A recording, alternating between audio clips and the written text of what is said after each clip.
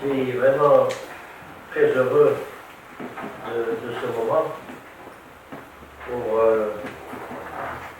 plusieurs raisons. La première, c'est d'avoir l'honneur et le plaisir de compter parmi nous notre cher président CFP, Nounani, président de l'association des Baptistes, avec lequel notre université a un cadre de collaboration qui est actif et agissant. Et pour nous, CFP Nounani est une grande école. C'est l'école de la société. Président fondateur de l'association des Baptistes, et je dois vous dire, je ne suis pas seul. D'autres sont parmi nous aujourd'hui. À ses côtés, nous avons beaucoup appris de l'engagement, de la citoyenneté, de la responsabilité et surtout de l'importance des humanités et de l'humain. Parce que nous nous éloignons de l'humain, nous nous éloignons de la vie. Et vraiment, je vous remercie d'avoir accepté d'être parmi nous. Et je sais qu'il porte beaucoup d'estime pour notre ami Serva Ragi, que nous aimons tous beaucoup. Et c'est la deuxième raison de notre bonheur aujourd'hui. M. Abdullah est un ami et je suis très heureux d'apprendre qu'aujourd'hui c'est son anniversaire. Et c'est encore plus de bonheur parce que c'est l'anniversaire de ma fille aujourd'hui. Entre les deux pays, chaque jour, avec les Guissards, avec l'Institut des Cultures, Madame Calder, c'est notre pont à notre union. Donc chaque jour, les institutions italiennes sont ici au Maroc et les institutions marocaines sont en Italie, les consulats, l'ambassade, pour faire des ponts. Monsieur Kazraji fait des ponts dans une façon différente, mais le but c'est la même, c'est le même, l'espoir c'est la même de unir deux peuples, deux pays, deux cultures.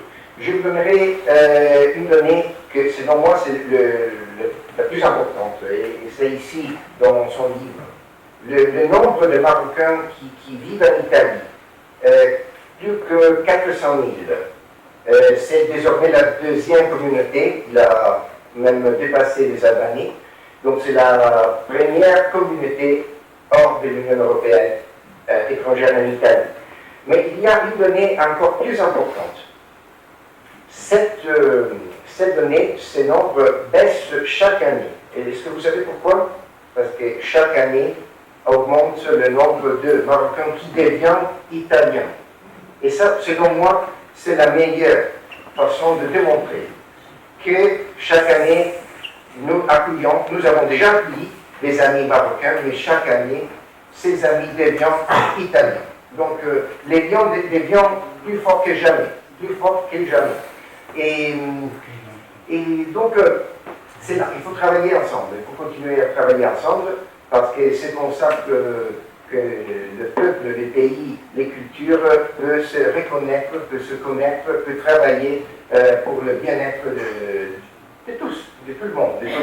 Le Maroc, c'est le pont vers l'Afrique, c'est le pont de l'Afrique vers l'Europe, et l'Italie veut jouer ce rôle-là avec le Maroc dans deux continents, l'Afrique et l'Europe aussi. Donc, l'exemple, comme je viens de dire, de M. Kazraji, c'est à nous de le suivre, c'est à nous de faire de son expérience, notre expérience et notre travail quotidien. Merci. Grâce à notre ami Abdullah, et l'échange a été tellement agréable et disons tellement amical, tellement fraternel que tous les problèmes ont été réglés en un clin d'œil. C'était à l'époque où il fallait organiser le premier festival italo-marocain initié par le jeune Abdullah Kazraji.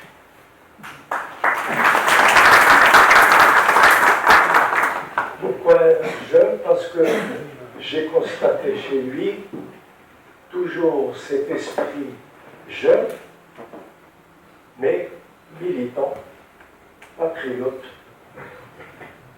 pour la paix, pour le rapprochement, pour l'amitié, pour la fraternité et pour la solidarité. Et je dois dire que j'ai beaucoup de chance de connaître des gens fabuleux. Et parmi eux, qui sont ici présents, hein, ils sont autour de nous. Nous avons des professeurs, nous avons de jeunes professeurs. Je suis moi-même issu de cette faculté. Et j'ai eu la chance donc d'avoir des connaissances fabuleuses dont fait partie Serge Larquerage. Il m'a épaté le premier jour que j'ai rencontré pour justement mettre au point l'organisation de ce festival. Et j'ai trouvé en lui les qualités de l'homme patriote,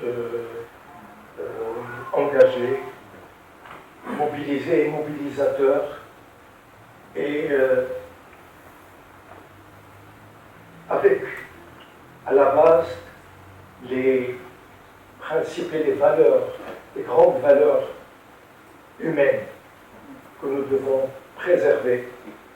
D'abord nos valeurs essentielles, nationales, mais également les valeurs universelles qui... Et tout d'abord, avant de parler, je voudrais remercier pour son hospitalité Monsieur le doyen, son Excellence, le professeur Farid El-Bacha et toutes les autres personnalités qui m'ont accueilli.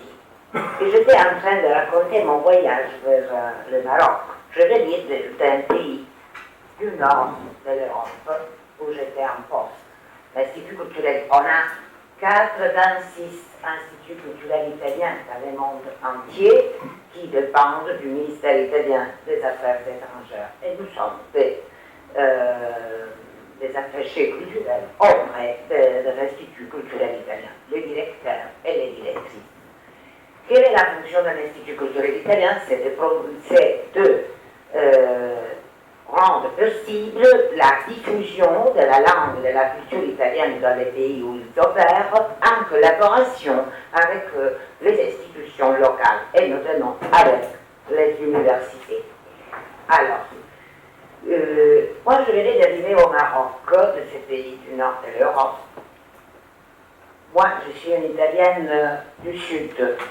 Quand je suis arrivée au Maroc, j'ai dit, après tous mes tours dans le monde entier, vraiment, je suis retournée à la maison. Parce que, finalement, j'ai eu cette sensation d'être retournée en Calabre, qui est très loin de Treviso et qui est dans le sud d'Italie.